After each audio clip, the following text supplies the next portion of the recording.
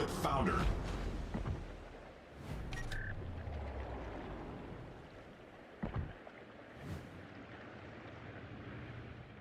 Hey team, Ripper here. Hope you guys are doing fantastic today. Got a great video, Marceau action coming at you right now. Like, subscribe, bell button below, guys. Again, appreciate all the subscribers, all the support. We're growing the channel. It's really awesome.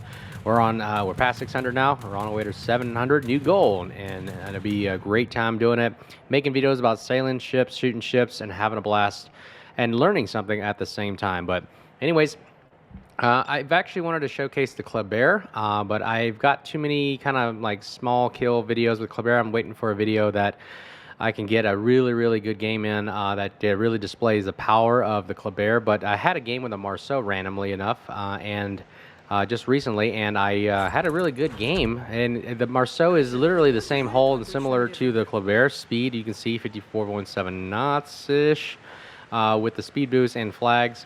But the guns are different. It has 4 sets of guns that are more of Colbert kind of cruiser style guns, and you can watch the firepower right here. So we're going to keep driving in. As soon as I get spotted, we get the buffs, get the perks, everything, and there we go. Shimakaze, he can't escape our speed. And now we have, look at the DPM on this bad boy. Constant gunfire, and he has nothing to do but just launch torpedoes and smoke up and get out of here. Bad mistake. He's like, I'm out of here. And now we have torpedoes. I ditched the shooting and worry about myself. So the maneuverability, I actually picked rudder shift on this one. So if you don't know, you can pick rudder shift for speed boost. And I actually elected to use the rudder shift. But you can see right there, dodging torpedoes is really great, as well as dodging incoming shells like that right there. And the speed is already well efficient for or sufficient for us to accomplish the getaway run technique that I like to do. Hit and run tactics is the name of the game for the Marceau Club Bear French DD battle style in the Mogador as well. And we really rely on the power of either the reload boosters or the rapid fire guns of the Marceau. We had defensive fire AA on a minute ago, and as you can see, they're okay. I mean, I shot down 0 planes. It did about 3,000 damage, so AA is already broken. It doesn't matter. It's just a fireworks show. Again, if you haven't seen my previous videos, I'm talking about AA is kind of busted. It really is just a fireworks show. Look, watch this. It's just a fireworks show. Just like, yay, it looks pretty, looks cool, but that person can dodge them. I can't control where the guns go, and it's really, I'm just leaving it up to RNG kind of fate.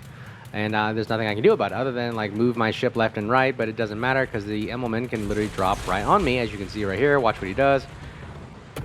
And as I tuck the Mach 10 out of there, boom, look, I can't do anything about that. I mean, all I can do is just keep driving in a straight line and turn. And it looks like I'm turning, but to him, I'm just a stationary target in the water, and that's why airplanes were placed.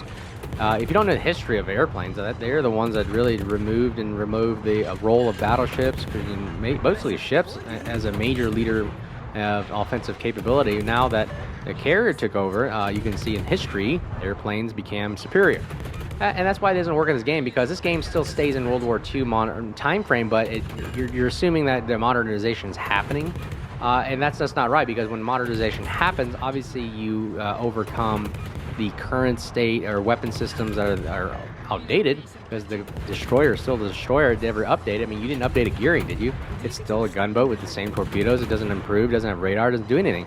So adding a CV in the game is like adding in a modernization of history, and the game is kind of like it doesn't make sense, because you're still playing with old weapon systems, assuming that they can fight new weapon systems. That's why you see America, we don't play with old fighter planes from World War II. You modernize and keep up with the modernization of times. And I think Wargaming needs to really think about that, because as you keep modernizing things, you're gonna kill the old player base and kill the old ships, and then change the game entirely, and they don't realize they're doing it, because they're trying to make money. I get it, because the reason why they're trying to make money is to keep the player base interested and engaging, and that only requires it with innovation. I mean, there's not many games left, instead of like Call of Duty, the old World War II games that actually were based around that just stick to what it is, but then eventually the player base wants modernization. It's Modern Warfare, Battlefield, yada yada yada. Anyways, I digress, but we're gonna farm this Montana. As you can see here, I love the farming capability of the Marceau. This is where the DPM really exceeds. I think Marceau has the highest DPM in the game right now. I don't know, correct me if I'm wrong. Boom! RIP back to Porty. Send him back, and he is gone out of the game. And that is splash one for us right there. 69,000 damage with 5 minutes in the game. And now we're going to go ahead and shoot the GK and farm him as well. I like to not to pick the range boost and actually went for more of a kind of like a gunboats, a brawling DD kind of build, because you can notice my HP pulls at 25,000. I had to sacrifice the long range for more survivability. I believe that I needed that more than I did range, because I noticed it's really hard to aim these guns at range, and what am I getting out of it? I'd rather have the HP, I'd rather have the health, I'd rather have a lot more fast-firing reloading guns, I'd rather have concealment, and that is the way I like to play.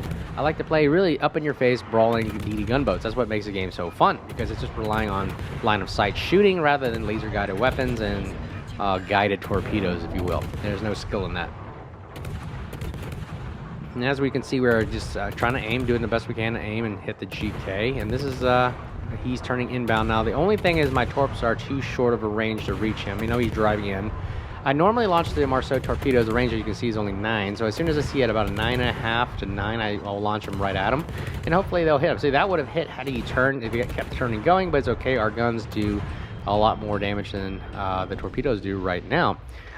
And now we've got Alpha Cap, and now I've noticed that Bravo Cap, we have nobody there, and that's where I like it. Here's another strength about the Marceau. The Marceau is a quick reaction force weapon system. It is literally able to just jump around the battlefield at a moment's notice where you're needed. As you can see, my team needs me at Bravo. We got the CV spotting with his planes. So we're going to hit the speed boost, hit the afterburners, and go straight at the 4 Sherman, the Shimakaze, and see if we can help reinforce that flank over there. The Shimakaze took a detonation on our Summers. That is unfortunate. Detonations are pretty funny. That's a weird gimmick. That forces you to buy flags. I don't understand that. Well, why not just make it either part of the game or not part of the game? Why to go with the flag? Oh, here we go. We got a submarine. Now, this is I hate submarines, but you know what? He surfaced, so bad mistake on his part, but he is so low health, and you know what? I'm just keep taking shots. Here comes. This is why the DPM comes into play, and boom! Splash 2. RIP back to 40. He is out of the game. Thank God. I do dislike submarines. Sherman goes down with a midway with another detonation. A lot of detonations in this game. Really hilarious. But now we're going to go ahead and see if we can attack the Shimakaze. Okay, now I assume that he launches torps at me, so what we're going to do is turn inbound towards him.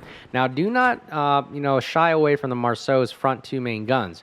Just because it has 2 front guns only, the DPM makes up for it. It is a fast-firing, really high DPM, high alpha damage HE guns, which really, really are good and very powerful. Do not gawk at it. The Marceau knife edging right at you, going straight at you, is a very difficult target to hit, especially with the speed, as you're going to watch right now, especially with the rudder shifting abilities.